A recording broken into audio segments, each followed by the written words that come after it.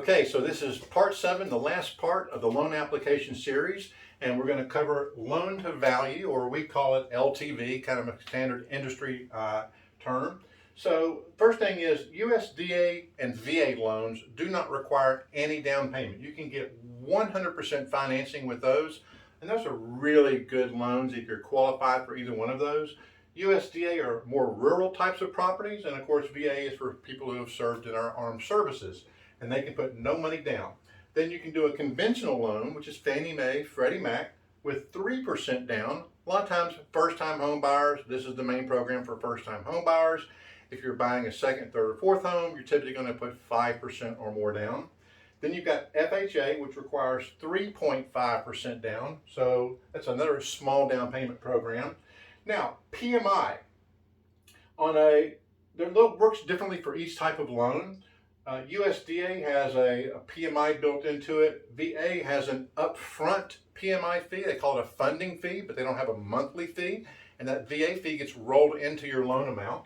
So you don't really pay for it upfront, just rolled into the loan. Conventional loans, you're going to have PMI on a conventional loan unless you put more than 20% down. So PMI is for loans if you put less than 20% down. And also, the less you put down, again, this is risk related, the less you put down, the more risk it creates for the lender. So if you put 3% down and you lose your job and can't afford to make your house payment, it's very different than somebody who puts 25% down and loses their job, because they can always sell their house if they needed to in an emergency. At 3% down, you really couldn't afford to sell it and pay the real estate commissions necessarily. So a little bit different risk situation. So on PMI, if you put 20% down, you don't have to pay PMI on a conventional loan.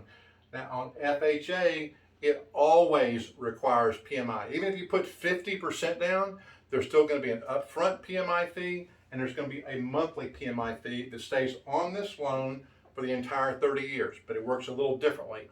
On a conventional loan, you get a level PMI rate that stays on your loan until you get 20 or 22% equity, and then you can have the PMI removed, or it would be automatically removed if you just made regular payments on it. And it stays the same, and then it falls off.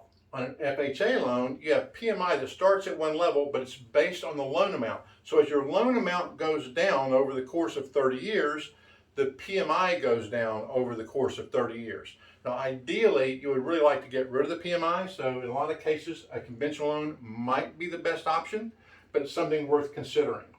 Now, here's something a lot of people don't know about the loan to value. They think, oh, if I make a much bigger down payment, I'm going to get a much bigger interest rate or much better interest rate. That's not true.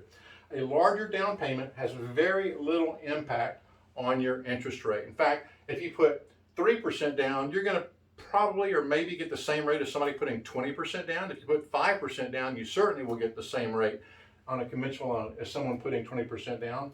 And on FHA, it has no impact whatsoever. It's the same rate no matter how much you put down. So that wraps up our series on the loan application, and we'll be back tomorrow to start some more information to let you get more educated about getting a mortgage.